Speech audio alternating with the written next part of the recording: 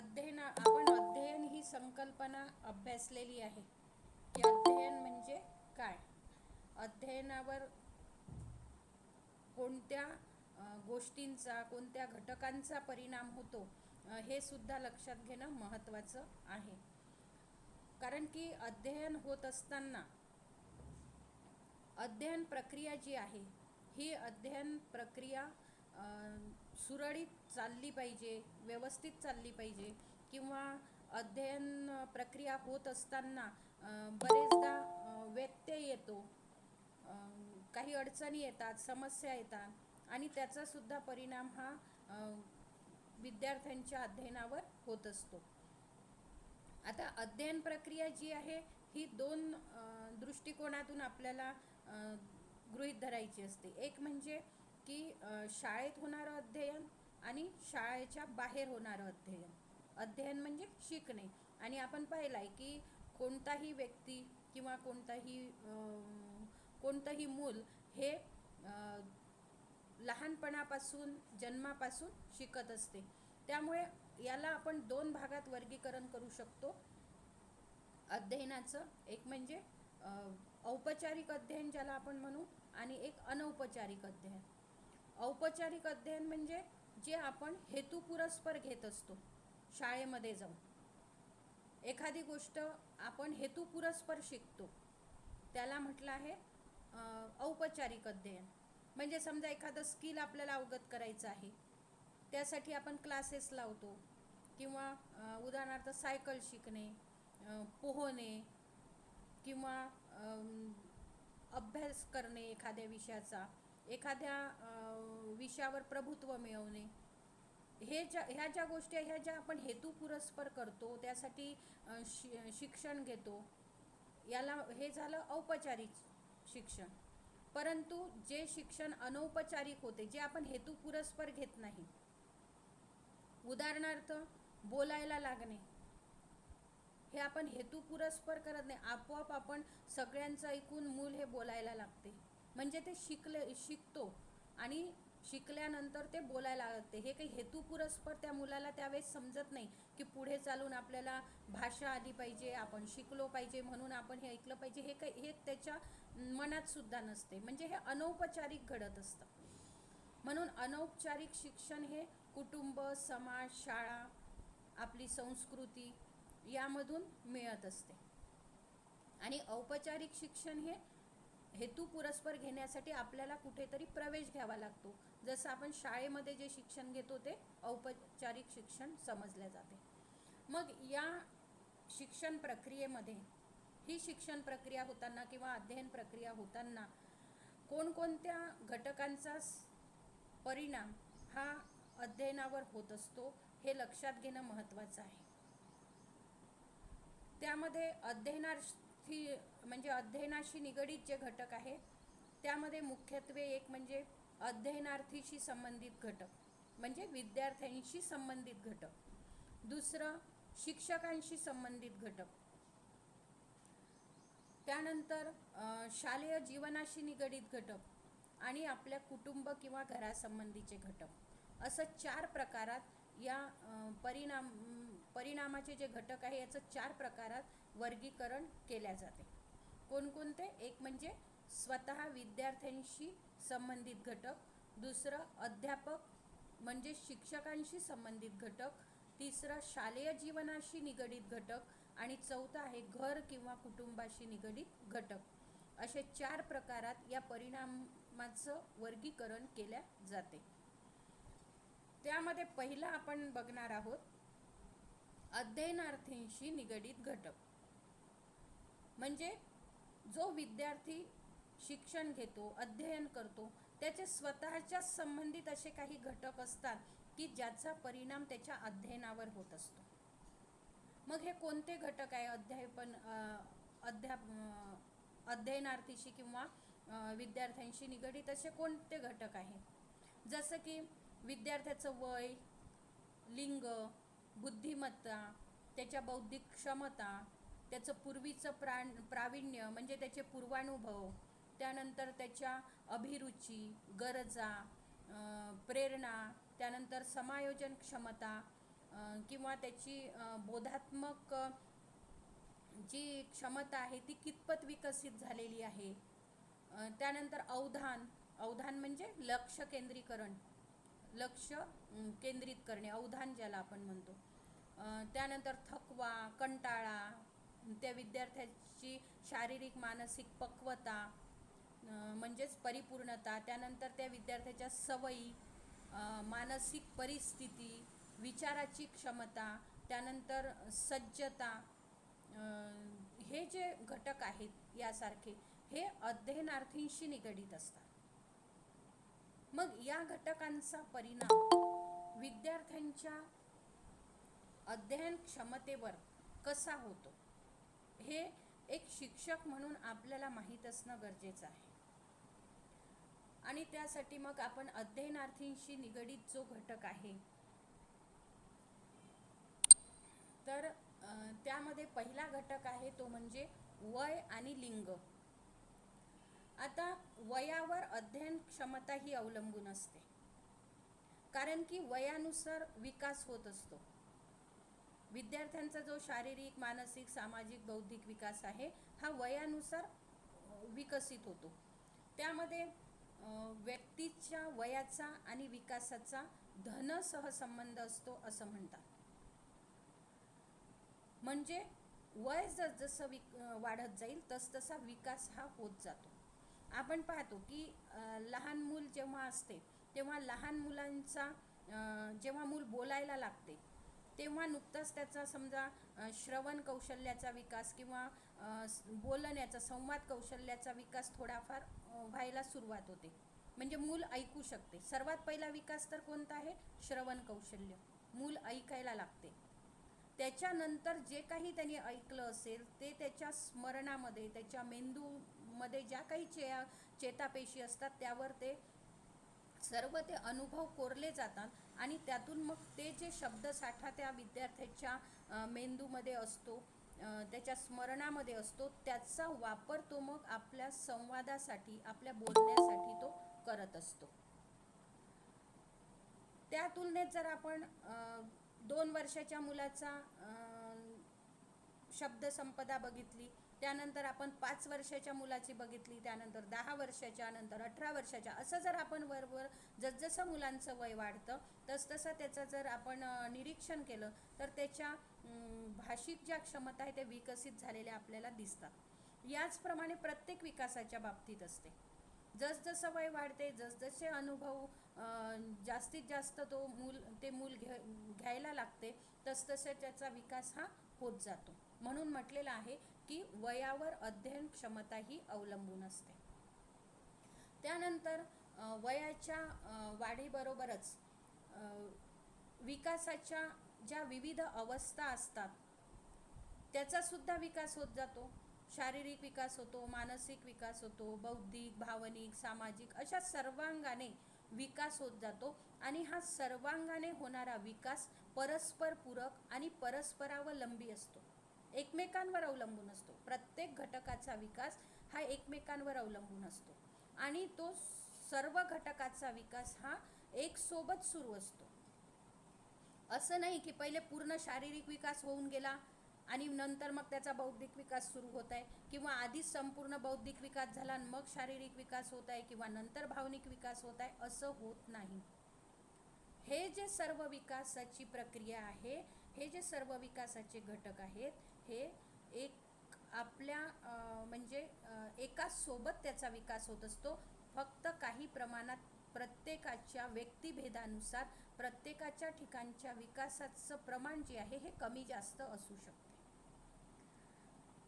असं म्हणतात की समजा एखाद्या बालकाचा भाषिक विकास जर लवकर होत असेल तर त्याचा थोडासा शारीरिक विकास थोडासा संथ गतीने होतो. म्हणजे होतो सोबतच, पण भाषिक विकास जर त्याचं जास्त प्रमाणात असेल तर त्याप्रमाणे, म्हणजे याचा अर्थ काय की एखादं मूल बघा, आपण निरीक्षण केलं तर लक्षात येईल तुमच्या की जेव्हा एखादं मूल लवकर बोलायला लागते 7व्या-8व्या महिनीच तो 7व्या-8व्या महिन्याचं झालं तेव्हाच मूल शब्द बोलायला लागते. आई, बाबा असं, ताई, दादा वगैरे असे घरातले जे शब्द आहे ते बोलायला लागते.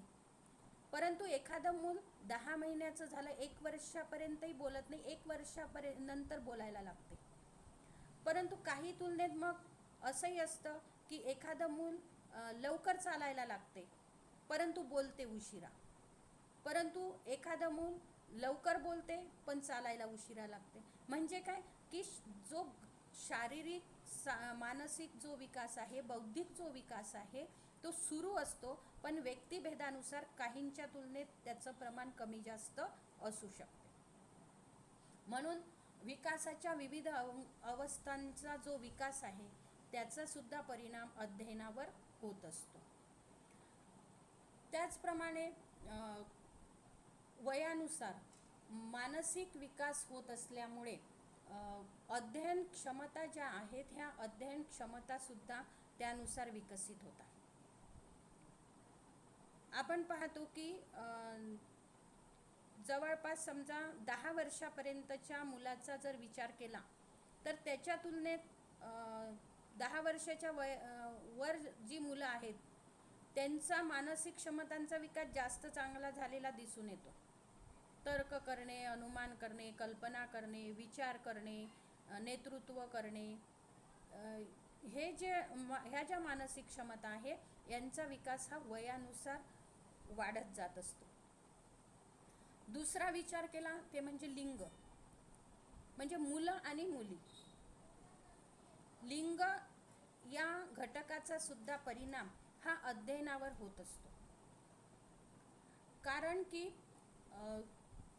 मुलं आणि मुली यांच्या जर वयाचा आणि विकासाचा विचार केला तर मुलांच्या तुलनेत मुलींचा विकास हा जलद गतीने होत असतो 12 वर्षापर्यंत. लहानपणापासून म्हणजे जन्मापासून ते वय वर्ष 12 इथपर्यंतचा विचार केला तर वयाच्या 12व्या वर्षापर्यंत मुलांच्या तुलनेत मुलींचा विकास हा जलद गतीने होत असतो. मुलांच्या तुलनेत मुली लवकर वयात आलेल्या आपल्याला दिसतात. जवळपास 11व्या 12व्या वर्षी मुली ह्या वयात येतात, तर 14व्या वर्षानंतर मुलं हे वयात येतात. आणि त्यामुळे हा जो शारीरिक विकासाचा वेग आहे, मुला मुलींच्या दृष्टिकोनातून जर विचार केला, त्यांची जर तुलना केली तर त्या तुलनेत मुलांच्या तुलनेत मुलींचा विकास शारीरिक विकास हा जलद गतीने होत असतो. आणि शारीरिक विकास जलद गतीने होत असल्यामुळे साहजिकच त्याचा प्रभाव, त्याचा परिणाम हा इतर विकासावर होतो. मानसिक, भावनिक, सामाजिक जे विकास आहे त्यावर त्या शारीरिक विकासाचा परिणाम होत असतो. आणि म्हणून असं म्हणतात की मुलांपेक्षा मुलींना लवकर समज येते, त्यांच्या आकलन क्षमतेत लवकर वाढ होते.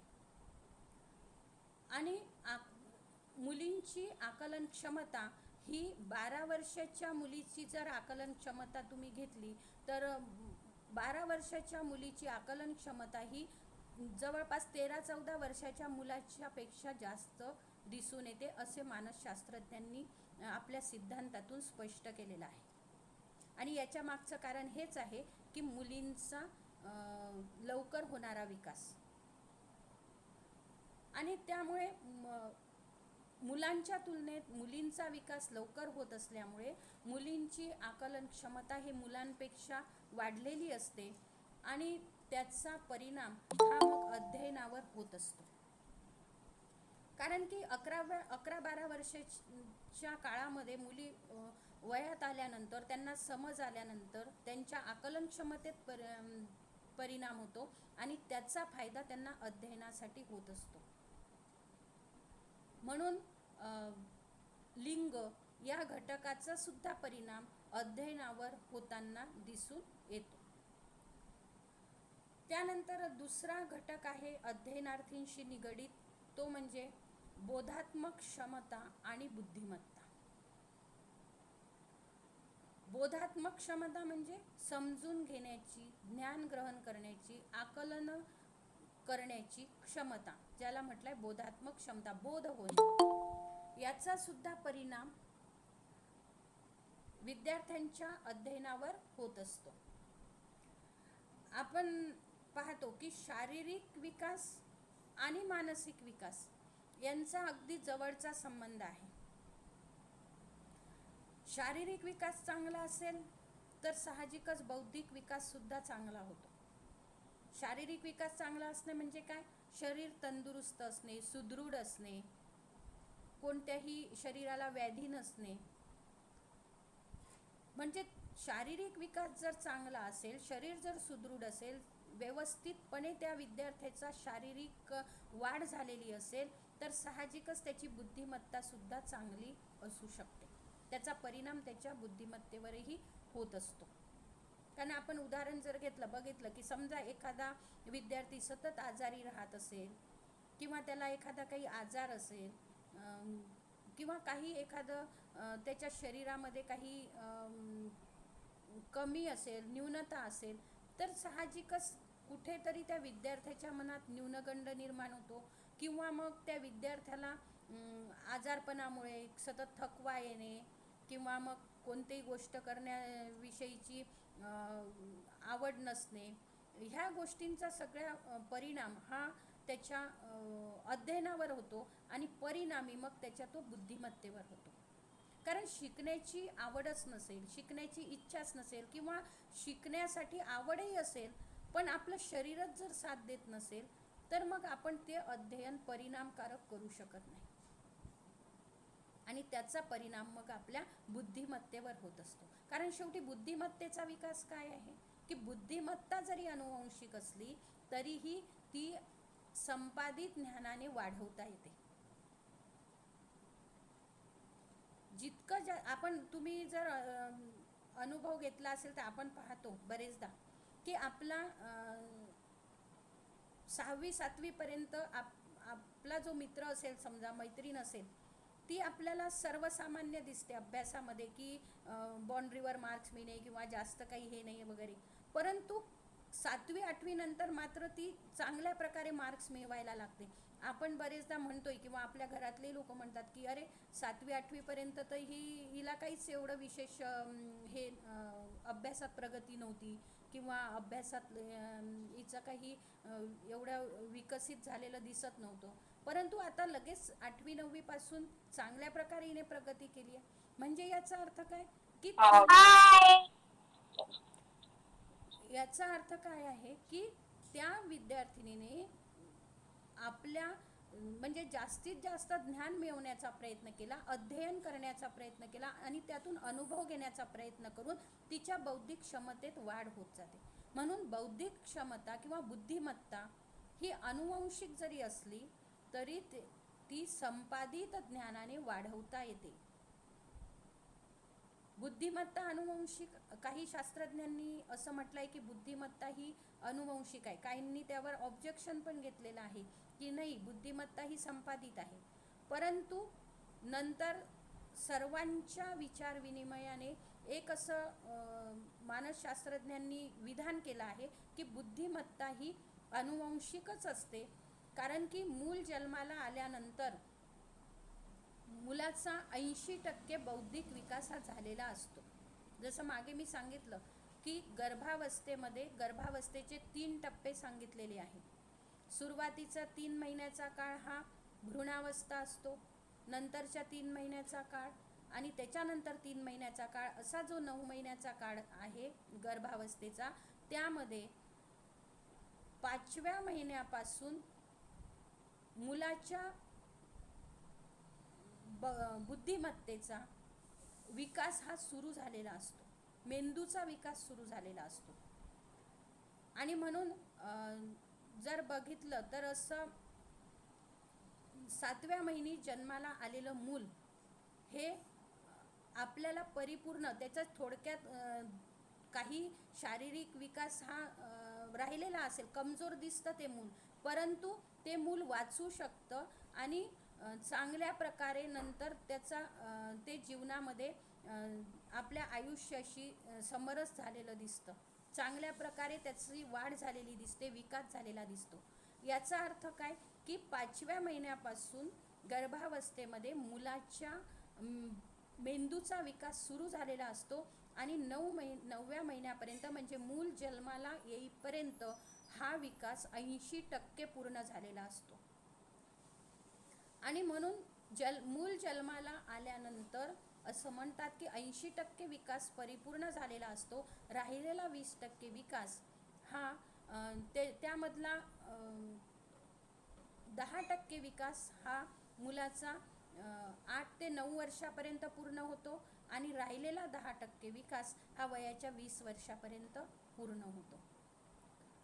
म्हणून बुद्धिमत्ता जी आहे ही बुद्धिमत्ता अनुवंशिक असते असं म्हटल्या जाते, परंतु त्याला जर आपण संपादनाची जोड दिली, ज्ञानाची जोड दिली, तर त्यामध्ये अजून विकास होत जातो, बुद्धिमत्ता ही अजून विकसित होत जाते. आणि म्हणून असं म्हटल्या जाते की 5 वर्षाच्या मुलाला तुम्ही जर 5 वर्षापर्यंत मुलाला एका वेळेत जर 5 भाषा जर तुम्ही शिकवल्या, 4 ते 5 वर्षाच्या मुलाला एका वेळेत जर 5 भाषा तुम्ही शिकवल्या, तर त्या 5ही भाषेवर ते मूल चांगल्या प्रकारे प्रभुत्व मिळवू शकते, असं मानसशास्त्रज्ञांनी सांगितलेलं आहे. म्हणून मुलांवर जर चांगले संस्कार करायचे असतील, चांगला मुलांचा बौद्धिक विकास चांगला करायचा असेल, त्याच्या बुद्धिमत्तेचा विकास चांगला करायचा असेल, तर 5 ते 6 वर्षाच्या मुलाला जास्तीत जास्त ज्ञान आपल्या अनुभवातून, आपल्या वागण्यातून, आपल्या बोलण्यातून, कुटुंबातील व्यक्तींनी जर त्याच्याशी सतत संवाद साधला, सतत त्याच्याशी वेगवेगळ्या शब्दांचा त्याच्यासमोर प्रयोग केला, वेगवेगळे कृती करून दाखवल्या त्याला, तर त्यातून त्या मुलाच्या ज्ञानात चांगली भर पडत असते. आणि म्हणून बोधात्मक क्षमता किंवा बुद्धिमत्ता हा सुद्धा अध्ययनार्थीशी निगडीत घटक आहे, की त्या विद्यार्थ्याची किंवा त्या अध्ययनार्थीची बौद्धिक क्षमता कशी आहे, बुद्धिमत्ता कशी आहे, त्या बुद्धिमत्तेला कशा प्रकारे विकसित केलं गेलं आहे, त्याला किती त्याची बुद्धिमत्ता विकसित करण्यासाठी कुटुंबातून म्हणा, शाळेतून म्हणा, कशा प्रकारे त्याचा विकास करण्यासाठी भर दिलेला आहे, याला महत्त्व असते. आणि आपण पाहिलेलं आहे की जवळपास 5 वर्षापर्यंतच्या मुलाला जास्तीत जास्त, कारण त्यानंतर तर बुद्धिमत्तेची फक्त 5 ते 10% वाढ राहिलेली असते. म्हणून जास्तीत जास्त हे कार्य कोणाचं आहे, कुटुंबाचं. कारण 5-6 वर्षापर्यंतचं मूल हे कुटुंबातच जास्त रमलेलं असतं, कुटुंबाशीच ते जास्त जवळीक त्याची असते. त्यामुळे 5-6 वर्षाच्या मुलाला त्या कुटुंबातून कशा प्रकारे वातावरण मिळालेलं आहे, कशा प्रकारे त्याला पोषक वातावरण मिळालं, यावर त्याची बुद्धिमत्ता ही अवलंबून असते. आणि ज्या विद्यार्थ्याची बौद्धिक क्षमता चांगली असेल, त्याचं अध्ययन क्षमता सुद्धा निश्चितच चांगली असते. म्हणून बोधात्मक क्षमता किंवा बुद्धिमत्ता हा सुद्धा अध्ययनावर परिणाम करणारा अतिशय महत्त्वाचा घटक समजला जातो. त्यानंतर तिसरा घटक आहे तो म्हणजे पूर्वीचे प्रावीण्य किंवा पूर्वानुभव, ज्याला आपण म्हणतो. पूर्वानुभव म्हणजे आधी आपण घेतलेले अनुभव. आता प्रत्येक व्यक्ती अनुभवातून काही ना काही शिकत असते, प्रत्यक्षरित्या काही ना काही अनुभव घेत असते. आणि व्यक्तीने अनुभवातून मिळवलेलं जे काही प्रावीण्य असेल, ते प्रावीण्य किंवा तो आधीचा अनुभव हा नवा अनुभव घेण्यासाठी महत्त्वाचा ठरत असतो. नवीन अनुभव घेताना जुने अनुभव हे जास्तीत जास्त परिणामकारक ठरत असतात. आपण पाहतो की एखादा विषय शिकत असताना जर थोडाफार जरी तो आपल्या आधी त्याच्यातले शब्द आपल्या कानावरून गेले असतील, तर त्या शब्दांचं आकलन हे लवकर होते.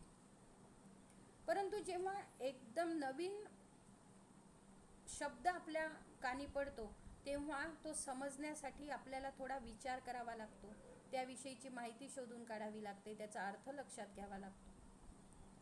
आणि म्हणून पूर्वानुभव जे असतात हे अध्ययनावर परिणाम करणारे असतात. एखाद्या विषयात आपण 5व्या वर्गात एखादा विषय शिकलेला असू आणि तोच विषय थोडासा व्यापक स्वरूपात दुसऱ्या वर्षी आपल्याला अभ्यासाला असतो, परंतु त्या विषयाच्या संदर्भातील काही माहिती आपण आदल्या वर्षी शिकल्यामुळे तो विषय समजण्यासाठी मग सोपा जातो. म्हणून पूर्वानुभव हे सुद्धा अध्ययनावर परिणाम करणारे महत्त्वाचे घटक समजले जातात.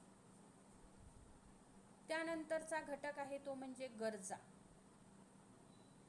शिकण्याची गरज ही प्रत्येकाला असते, परंतु ती गरज कशी आहे, किती आहे, त्यावर सुद्धा अध्ययन हे अवलंबून असते. अध्ययनापूर्वीची आपली इच्छा काय आहे, म्हणजे एखादा विषय आपण खूप आवडीने शिकतो, तो विषय शिकण्याची आपली खूप इच्छा असते, तेव्हा आपल्या इच्छेनुसार आपल्या आवडीनुसार ज्या विषयाचा आपण अभ्यास करतो तो विषय किंवा तो घटक आपल्याला चांगला लक्षात राहतो. परंतु जर एखाद्या विषयाची नावड असेल, तो विषयच आवडत नसेल, त्या विषयाचा अभ्यास करण्याचा कंटाळा येत असेल, तर मात्र तो विषय शिकताना साहजिकच आपल्या ज्या प्रतिक्रिया आहेत, आपली जी मनाची अवस्था आहे, आपल्याला त्याविषयीचा जो निरुत्साह आहे, नावड आहे, त्याचा परिणाम साहजिकच अध्ययनावर होत असतो. आणि मग जितक्या आवडीने एखादा विषय आपण शिकतो तो जेवढा लक्षात राहील, तेवढा तो दुसरा ज्या विषयीची आवड नाही तो विषय तेवढा लक्षात राहत नाही. म्हणून आपल्या ज्या गरजा आहे की आपल्याला त्या विषयाची गरज किती आहे. सोपं उदाहरण घ्यायचं झालं तर आपण पाहतो की एखाद्या मुलाला जर डॉक्टर इंजिनियर व्हायचं असेल, तो सायन्सच्या विषयावर भर देतो, कारण त्याची गरज असते की मला सायन्सच्या विषयामध्ये चांगले मार्क्स मिळाले पाहिजे, कारण मला डॉक्टर बनायचं आहे, मला इंजिनियर बनायचं आहे. आणि त्या विषयाचा तो मन लावून अभ्यास करतो, कारण ती त्याची गरज असते.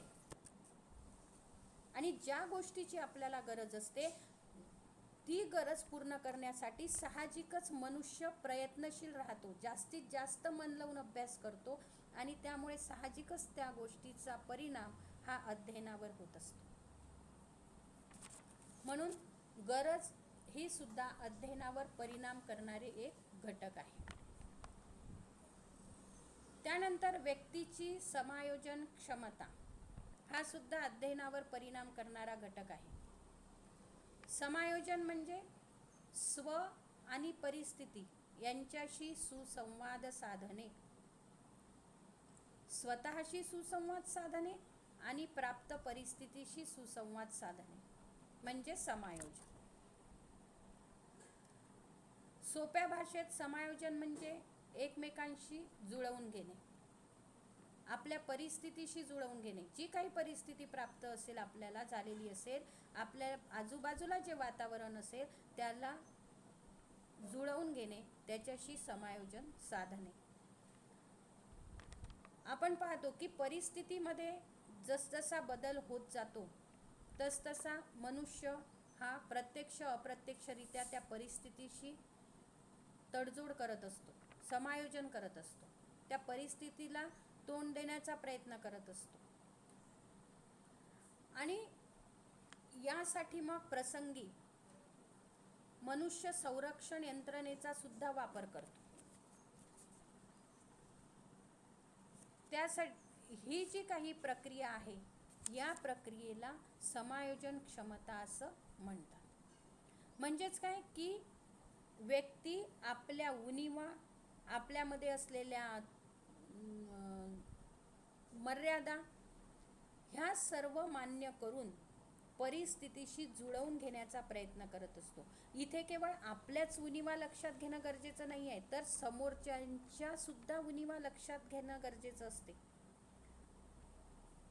म्हणजेच काय की परिस्थितीशी जर समायोजन साधायचं असेल तर स्वतःच्या उणिवा, मर्यादा, दोष लक्षात घेऊन त्यासोबतच समोरच्या व्यक्तीचे सुद्धा दोष मर्यादा लक्षात घेऊन त्यावर मात करण्यासाठी त्याच्याशी समायोजन साधणं हे गरजेचं असते.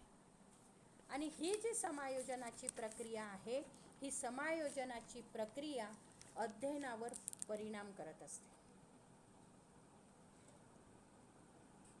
कारण की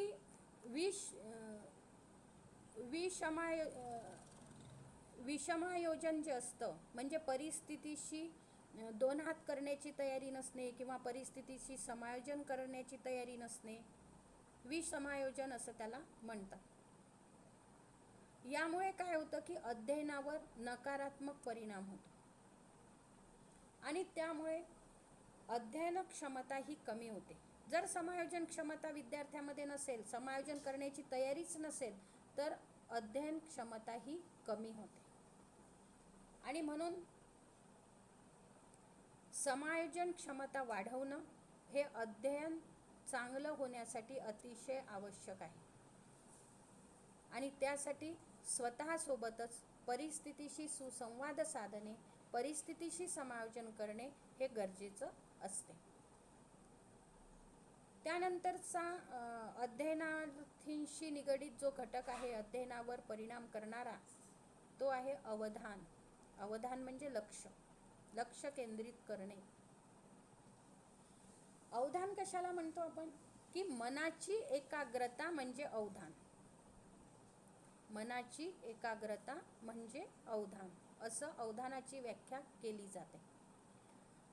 एखाद्या गोष्टीकडे, एखाद्या विषयाकडे किंवा एखाद्या वस्तूकडे आपल्या मनाचा ओघ निर्माण होणे म्हणजे अवधान. एखादी वस्तू बघा आपल्याला आकर्षित करून घेते, आपल्या मनाला ते एक प्रकारे मोहून टाकते आणि आपण त्या वस्तूकडे मनापासून मन लावून बघतो. टक लावून बघणे म्हणा, मन लावून बघणे म्हणा, किंवा ती वस्तू आपल्याला आकर्षित करते. यावेळेस त्या वस्तूवर आपलं लक्ष हे एकाग्र होते आणि त्यालाच आपण म्हणतो अवधान टिकून राहणे. म्हणून अध्ययन जर चांगलं व्हायचं असेल तर अवधान केंद्रीकरण हे अतिशय महत्त्वाचं आहे. अध्ययनासाठी ज्या गोष्टीचं तुम्ही अध्ययन करत आहात, जो विषय तुम्ही शिकत आहात, ज्या विषयाचं अध्ययन करत आहात, त्यासाठी तुमचं अवधान केंद्रीकरण असणं हे अतिशय आवश्यक आहे. आणि अवधान हे व्यक्तिगत बाब आहे. प्रत्येक विद्यार्थ्याची ही व्यक्तिगत बाब आहे की लक्ष कसं केंद्रित करायचं, अवधान कसं टिकवून ठेवायचं, हे त्या विद्यार्थ्याच्या शारीरिक मानसिक क्षमतेवर अवलंबून असते. त्याच्या इच्छा, मानसिक क्षमता म्हणजे इच्छा, आकांक्षा, आवड निवड. ज्या गोष्टीची आवड असेल त्यावर आपलं लक्ष केंद्रित होते. ज्या गोष्टीसाठी इच्छा असेल ती गोष्ट प्राप्त करण्यासाठी, त्याचं अध्ययन करण्यासाठी आपलं लक्ष केंद्रित होते. म्हणून शारीरिक मानसिक ज्या क्षमता आहे त्या विद्यार्थ्याच्या कशा विकसित झालेल्या आहे त्यावर अवधान केंद्रीकरण हे अवलंबून असतं. अवधानामुळे काय होतं की अवधान केंद्रीकरणामुळे अध्ययन चांगलं होते आणि त्यामुळे पुनरावृत्ती, त्यामधलं नाविन्य, नवीन क्रिया करून पाहण्याची वृत्ती ही मुलांमध्ये विकसित होते आणि त्याचा परिणाम हा अध्ययनावर होत असतो. त्यासाठी अध्ययनार्थीची जी गरज आहे, अवधान टिकून ठेवण्यासाठी काय महत्त्वाचं आहे, अवधान केंद्रीकरणासाठी किंवा अवधान टिकून ठेवण्यासाठी अध्ययनार्थीची गरज, प्रेरणा, अध्ययनार्थीची आवड, त्यानंतर अध्ययनार्थीचा दृष्टिकोन, अध्ययनार्थीची मनस्थिती हे अवधान केंद्रित होण्यासाठी आवश्यक गोष्टी आहेत. ते विद्यार्थ्याची जर मनस्थितीच चांगली नसेल तर त्याचं अवधान कसं काय केंद्रित होऊ शकेल. म्हणून मनस्थिती सुद्धा चांगली असणं गरजेचं आहे. त्याला तो विषय शिकण्याची गरज असली पाहिजे, निकड असली पाहिजे, तर तो अवधान केंद्रित करू शकतो. बघा, एखादी गोष्ट जर आपल्यासोबत घडत असेल आणि ती जर आपल्या गरजेची नसेल, आपल्याला माहीत आहे की ही गोष्ट करून किंवा ही गोष्ट शिकून आपल्याला काही फायदा नाही किंवा याची काही आपल्याला गरज नाही, तर साहजिकच आपलं त्याकडे दुर्लक्ष होते. बरेचदा आपण ऐकून न ऐकल्यासारखं करतो. परंतु जी गोष्ट आपल्यासाठी अतिशय महत्त्वाची आहे, अतिशय गरजेची आहे, ती आपण लक्षपूर्वक ऐकतो, त्याच्याकडे आपण आपलं अवधान जास्त केंद्रित होत असते. आणि म्हणून अध्ययनार्थींशी जो संबंधित घटक आहे तो म्हणजे अवधान. त्यानंतर अभिरुची. अभिरुची म्हणजे आवड. अध्ययनासाठी अनुकूल दृष्टिकोन असलेला, अनुकूल परिणाम करणारा घटक म्हणजे अभिरुची. ज्या गोष्टीची अभिरुची असेल, आवड असेल, तीच गोष्ट शिकण्याकडे प्रत्येक मनुष्याचा कल असतो. आणि ही व्यक्तीची प्रवृत्ती आहे की जी गोष्ट आवडत असेल ती करण्याचा तो पहिले प्रयत्न करतो. आणि म्हणून अभिरुची असणं सुद्धा गरजेचं आहे. अभिरुचीचा सुद्धा परिणाम आपल्या अध्ययनावर होत असतो. कारण आपण पाहतो की जो विषय आपल्याला आवडतो तो विषय आपण चांगल्या पद्धतीने करतो, किंवा जो विषय एखादा शिक्षक सुद्धा, शिकवणारा सुद्धा, आपल्याला माहिती देणारा सुद्धा कशा प्रकारचा आहे, ती व्यक्ती जर आपल्याला आवडत असेल, त्या व्यक्तीचं शिकवणं आपल्याला आवडत असेल, तर त्याचा सुद्धा परिणाम आपल्या अध्ययनावर होतो. आणि म्हणून एखाद्या विषयाची आवड असेल, अभिरुची असेल, तर त्या विषयाचा अभ्यास विद्यार्थी सातत्याने करतात, चांगल्या प्रकारे करतात. तो विषय शिकवणारा शिक्षक जर आपल्याला आवडत असेल तर आपण त्या विषय शिक्षकाचा कोणतीही तासिका मिस न करता आपण ती तासिका करण्याचा प्रयत्न करतो, त्यांच्याकडे लक्ष देऊन ऐकण्याचा प्रयत्न करतो. कारण त्या शिक्षकांविषयीची आत्मीयता आपल्याला असते, त्या शिक्षकांविषयीचा आदर असतो आणि त्यांचं शिकवणं आपल्याला आवडते. म्हणून इतर शिक्षकांच्या तुलनेत जे शिक्षक जास्त आवडतात, जास्त प्रभावी त्यांचं अध्यापन विद्यार्थ्याला वाटते, त्याकडे विद्यार्थ्यांचा कल हा जास्त असतो आणि त्याचा परिणाम विद्यार्थ्यांच्या अध्ययनावर होत असतो. म्हणून प्रत्येकाची अभिरुची ही जरी भिन्न भिन्न असली तरी त्या अभिरुचीचा आणि अवधानाचा घनिष्ठ संबंध आहे. अवधान आणि अभिरुची ह्या एकमेकांवर अवलंबून परस्परावलंबी बाबी आहेत असं म्हटल्या जाते. बरेचदा असा प्रश्न विचारला जातो की अवधान व अभिरुची यांचा परस्पर संबंध स्पष्ट करा. कारण अतिशय सोपं आहे की ज्या गोष्टीची आवड मनुष्याला असेल त्या गोष्टीकडे सहजच आपलं लक्ष केंद्रित होईल. जी गोष्ट आपल्याला आवडते त्याकडे आपलं अवधान केंद्रित होईल. म्हणून अवधान आणि अभिरुची यांचा परस्पर संबंध दिसून येतो. जो विषय आपल्याला आवडतो त्या विषयाकडे आपलं अवधान केंद्रीकरण होते. जे शिक्षक आपल्याला आवडतात, ज्यांचं शिकवणं आपल्याला आवडते, त्यांच्याकडे आपलं लक्ष केंद्रित होते. याचाच अर्थ काय की अवधान आणि अभिरुची ह्या परस्परावलंबी गोष्टी आहेत, त्या एकमेकांवर अवलंबून आहे. अभिरुची असेल तर अवधान केंद्रीकरण होते, म्हणजेच आवड असेल एखाद्या गोष्टीविषयीची तरच त्याकडे आपण लक्ष देतो. अन्यथा आवड नसेल, अभिरुची नसेल आपल्यामध्ये त्या गोष्टीची, तर आपण त्या व्यक्तीकडे किंवा त्या गोष्टीकडे, त्या अध्ययनाकडे, त्या विषयाकडे दुर्लक्ष करतो. म्हणून अवधान आणि अभिरुची ह्या दोन परस्परावलंबी अशा गोष्टी आहेत ज्या अध्ययनासाठी अतिशय परिणामकारक ठरत असतात आणि अतिशय आवश्यक आहे.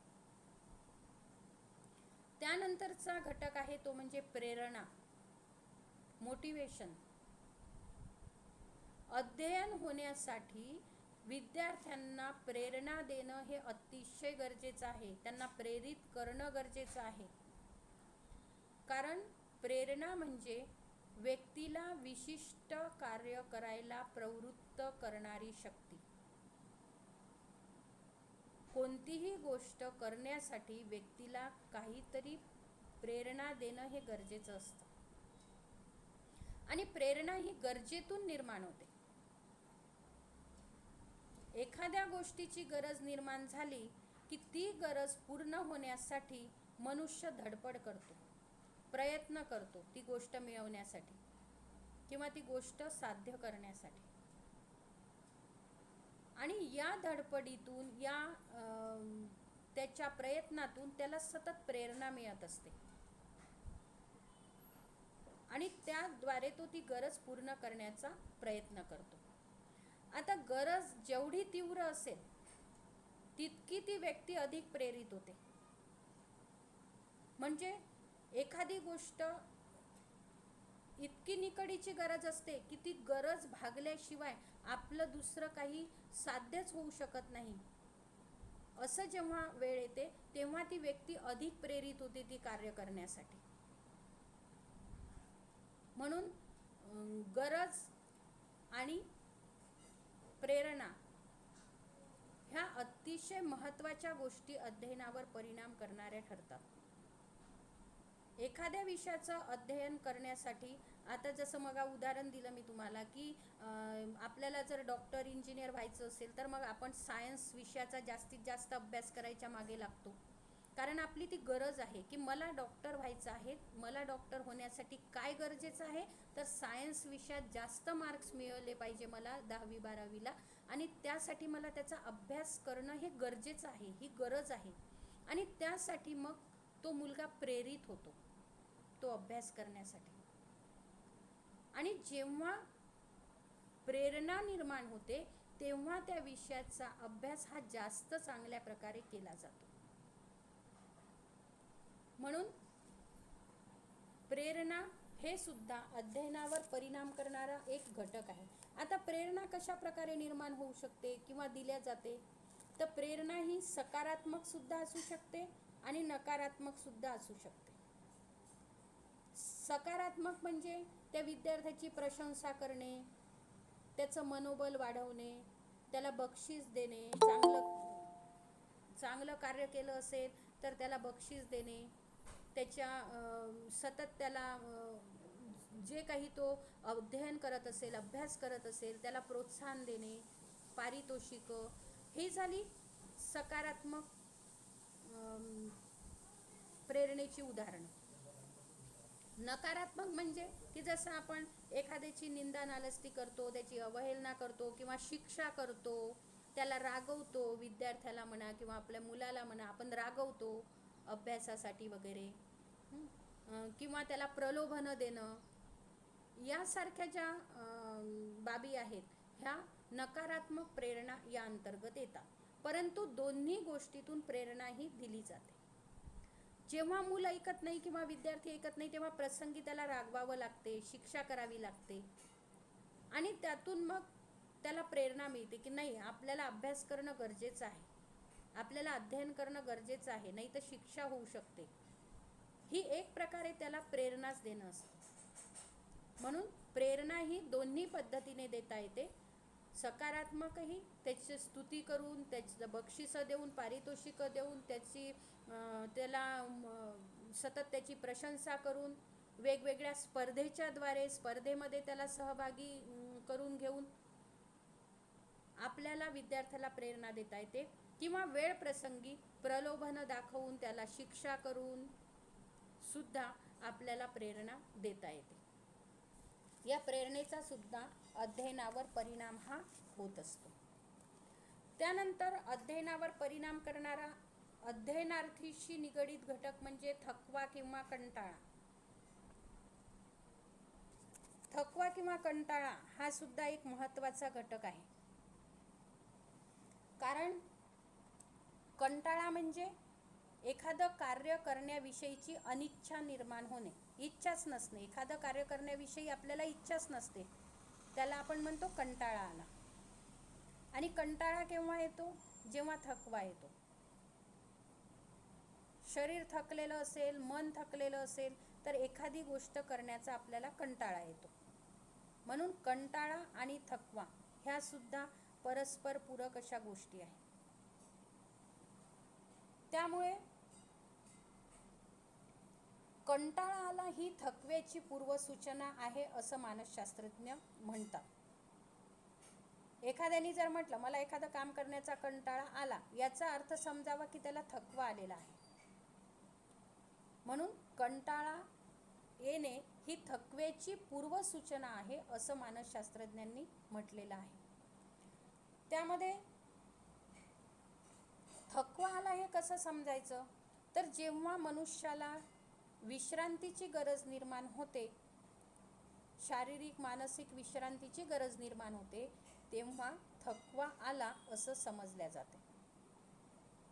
मग त्यामध्ये थकव्यामुळे काय होते की अवधान विचलित होते, कोणत्या कामावर आपलं लक्ष लागत नाही किंवा एखादा विषयाचा अभ्यास करण्यावर लक्ष लागत नाही, अवधान विचलित होते.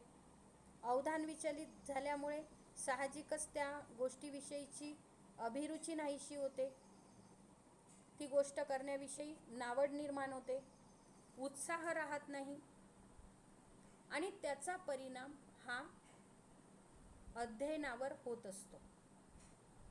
आणि म्हणूनच आपण पाहतो की शालेय वेळापत्रकामध्ये, शाळेचं जे वेळापत्रक तयार केलं जाते त्यामध्ये मुलांना थकवा येऊ नये, मुलांना कंटाळा येऊ नये म्हणून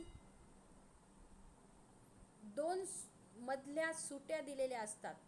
विश्रांतीचा काळ, लघु सुटी आणि दीर्घ सुटी. 2 पिरियड नंतर एक सुटी असते, त्याच्यानंतर परत 2 पिरियड नंतर दीर्घ सुटी असते आणि परत 2 पिरियड 5-1 मिनिटाची परत अशी सुटी असते. तर या मागचा उद्देश हाच की विद्यार्थ्यांना कंटाळा येऊ नये, विद्यार्थ्यांना ताण त्यांच्या शरीरावर येऊ नये, हा त्यामागचा उद्देश असतो. आणि म्हणून शालेय वेळापत्रकाचा विचार करताना अध्यापनामध्ये जर मनोरंजकता असेल, अध्यापन सुद्धा कंटाळवाणं नसावं, शिक्षकांचं अध्यापन हे प्रभावी असलं पाहिजे, तसंच ते मनोरंजनात्मक असलं पाहिजे. हसत खेळत शिक्षण जी संकल्पना आज उदयास आलेली आहे ती यामधूनच आलेली आहे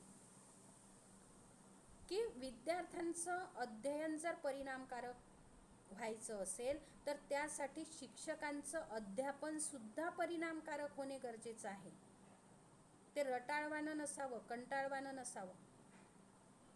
हसत खेळत विद्यार्थ्यांना ते शिक्षण देता आलं पाहिजे. आणि म्हणून कंटाळा किंवा थकवा हा सुद्धा अध्ययनावर परिणाम करणारा घटक आहे. हा कंटाळा किंवा थकवा जर विद्यार्थ्यांना येऊ नये असं वाटत असेल तर शाळेचं जे वेळापत्रक आहे त्यामध्ये मध्ये मध्ये सुट्या दिल्या गेल्या पाहिजे, त्यांना थोडासा विश्रांतीचा काळ ज्याला आपण म्हणतो. त्यानंतर अध्यापकाचं जे अध्यापन आहे ते परिणामकारक, मनोरंजनात्मक, हसत खेळत असं असलं पाहिजे. अध्यापन करताना शिक्षकाचं जे विद्यार्थ्यांशी वागणं आहे, वागणूक आहे ती मैत्रीपूर्ण असली पाहिजे, विद्यार्थ्यांना समजून घेणारी असली पाहिजे. कारण जो शिक्षक विद्यार्थ्यांना समजून घेतो, त्याच्या अडीअडचणी सोडवण्याचा प्रयत्न करतो, तो शिक्षक विद्यार्थ्याला जास्त आवडतो आणि त्यामुळे त्या शिक्षकाचं अध्यापनही सुरू असताना तो विद्यार्थी जास्त चांगल्या प्रकारे लक्ष देतो आणि साहजिकच मग लक्ष केंद्रित झाल्यामुळे ते अध्ययन चांगलं होते. एकंदरीत काय हे सगळ्या ज्या गोष्टी आहे ह्या एकमेकांशी निगडीत आहे. अध्यापकाचं अध्यापन, विद्यार्थ्याचं अध्ययन, शालेय वेळापत्रक, शाळेमध्ये होणाऱ्या इतर सर्व छोट्या मोठ्या ज्या काही घडणाऱ्या गोष्टी असतील, घडामोडी असतील, ह्या सर्व एकमेकांशी निगडीत असतात, एकमेकांना पूरक असतात की ज्या अध्ययनावर परिणाम करत असतात. त्यानंतरचा घटक आहे तो म्हणजे शारीरिक व मानसिक पक्वता. आपण आता मागच्याच एका मुद्द्यामध्ये बघितलं आहे की शारीरिक मानसिक पक्वता, की जोपर्यंत शारीरिक मानसिक विकास हा चांगल्या प्रकारे होत नाही, शारीरिक मानसिक पक्वता निर्माण होत नाही, तोपर्यंत अध्ययन चांगल्या प्रकारे होऊ शकत नाही. शरीर पण सुदृढ सशक्त पाहिजे आणि मन सुद्धा तेवढंच, मानसिक क्षमता सुद्धा तेवढ्याच विकसित झालेल्या पाहिजे. जितक्या जास्तीत जास्त चांगल्या प्रकारे आपण तर्क करू शकू, विचार करू शकू, निर्णय घेऊ शकू, कल्पना करू शकतो, तेवढ्या जास्त आपलं अध्ययन हे चांगलं होते. कारण एखादा विषय शिकवल्यानंतर त्या विषयामधला आशय स्पष्ट करणे, त्यामधल्या प्रत्येक शब्दांचा अर्थ लक्षात घेणे, त्याचं एखादी काही घटना असेल तर ती घटना का घडली त्याची कारणमीमांसा करता येणे, त्या प्रसंगाचं विश्लेषण करता येणे, संश्लेषण करता येणे, ह्या ज्या बाबी आहेत ह्या मानसिक पक्वतेवर अवलंबून असतात. म्हणून मानसिक पक्वता किंवा शारीरिक पक्वता जेवढी चांगली तेवढं अध्ययन हे चांगलं होत असते.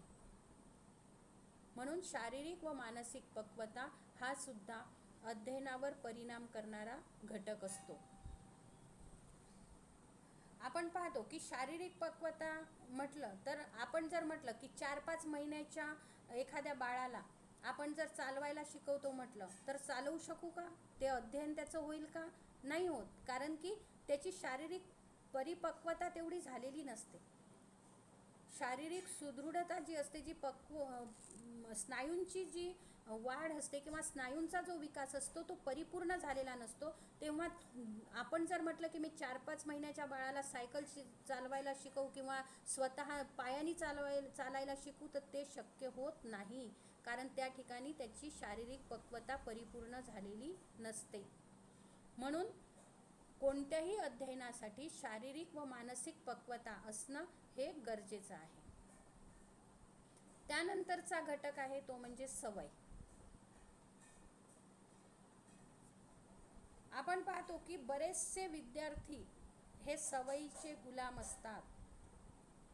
सवय अंगवळणी पडलेली असते आपल्याला आणि ती सवय जायला खूप प्रयत्न करावे लागतात. त्यामुळे काय होतं की एखादी सवय विद्यार्थ्याच्या अंगवळणी पडलेली असली तर त्या गोष्टीकडे त्या सवयीनुसार त्याच गोष्टीकडे अवधान केंद्रीकरण होते आणि त्या सवयीमुळे मग त्या विद्यार्थ्याचं त्या गोष्टीचं अध्ययन होत असते. आता एखाद्या मुलाला जर अभ्यासाची सवय असेल तर सतत तो मुलगा अभ्यास करेल, त्याला अभ्यास कर असं सांगावं लागत नाही. कारण ती त्याची सवय त्याच्या अंगवळणी पडलेली आहे. त्याला सवय आहे की मी रोज 2 तास तरी अभ्यास करेल आणि त्यामुळे तो स्वतःहून अभ्यास करायला बसतो आणि स्वतःहून अभ्यास करतो. त्यामुळे साहजिकच त्याचं अध्ययन हे चांगलं होते. सवय ही शारीरिक आणि मानसिक अशी दोन्ही प्रकारची असू शकते. लक्षात घ्या, सवय ही दोन्ही प्रकारची असू शकते, शारीरिक आणि मानसिक. यांत्रिक स्वरूप जे असतं सवयीचं, त्या यांत्रिक स्वरूपामुळे, यांत्रिक स्वरूप म्हणजे की सतत ती गोष्ट करत राहणे, एक प्रकारे यंत्राप्रमाणे ती क्रिया सुरू होऊन जाते. आणि म्हणून सवय जी आहे ही मानसिक, त्यासाठी मग आपल्याला जास्त विचार करावा लागत नाही. एकदा सवय अंगवळणी पडली, एखादी क्रिया करायची आपण सवय करून घेतली की त्यासाठी मग नंतर अशी मानसिक जास्त विचार करावा लागत नाही. त्यामुळे काय होतं की मानसिक शक्तीची बचत होते. आणि म्हणून सवय ही चांगली गोष्ट आहे. मात्र वाईट सवयी ह्या अध्ययनाला मारक ठरतात. अभ्यासाची सवय असेल चांगला आहे, परंतु जर इतर वाईट सवयी असतील तर त्याचा परिणाम मात्र अध्ययनावर होत असतो आणि वाईट सवयीमुळे मग अध्ययन होऊ शकत नाही. त्यामुळे सवय हा घटक सुद्धा या ठिकाणी महत्त्वपूर्ण ठरतो. त्यानंतरचा घटक आहे तो म्हणजे अध्ययनार्थींची मनस्थिती. मनस्थितीचा सुद्धा व्यक्तीच्या अवधानावर आणि त्यामुळे अध्ययनावर परिणाम होतो. मनस्थिती जर चांगली नसेल तर अवधान टिकून राहू शकत नाही आणि अवधान जर टिकून राहिलं नाही, लक्ष केंद्रीकरण झालं नाही तर अध्ययन होत नाही. म्हणून मनस्थितीचा सुद्धा परिणाम यावर दिसून येतो. त्यानंतर शेवटचा घटक आहे तो म्हणजे सज्जता.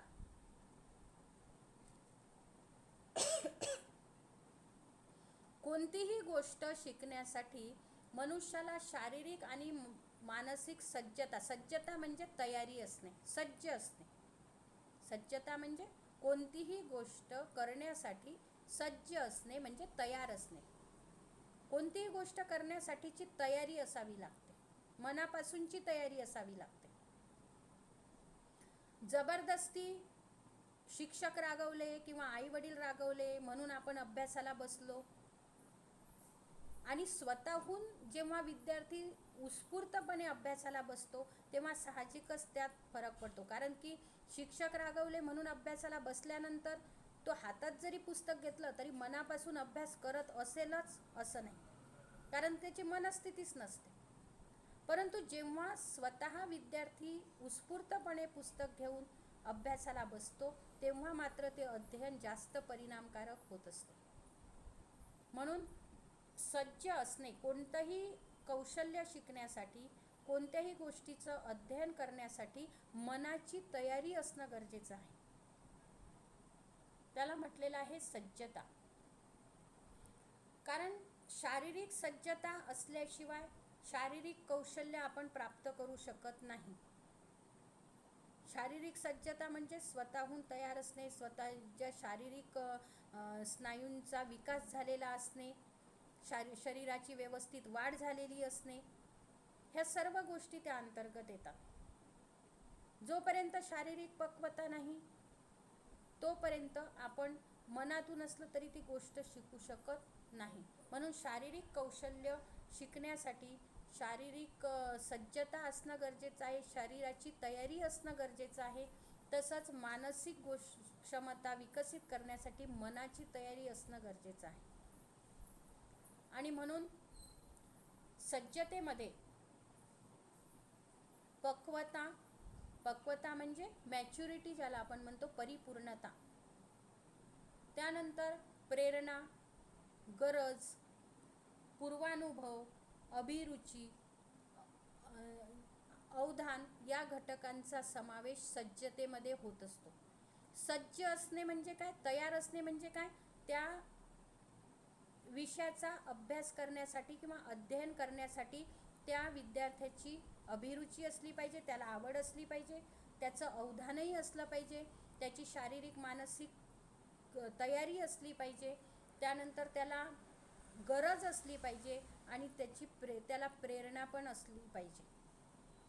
तरच ते अध्ययन चांगल्या प्रकारे होऊ शकते. जेव्हा ह्या सर्व गोष्टी एकत्रित येतात तेव्हा खऱ्या अर्थाने तो विद्यार्थी अध्ययनासाठी सज्ज झालेला आहे किंवा तयार झालेला आहे असं आपण म्हणू शकतो. म्हणून अध्ययनार्थींशी संबंधित हे जे घटक आहे, जे 9-10 घटक आज या ठिकाणी मी तुम्हाला सांगितले, ते संपूर्ण घटक अध्ययनावर परिणाम करत असतात. आणि हे सर्व घटक अध्ययनार्थींशी निगडित आहे, म्हणजे विद्यार्थ्यांशी निगडित घटक आहेत.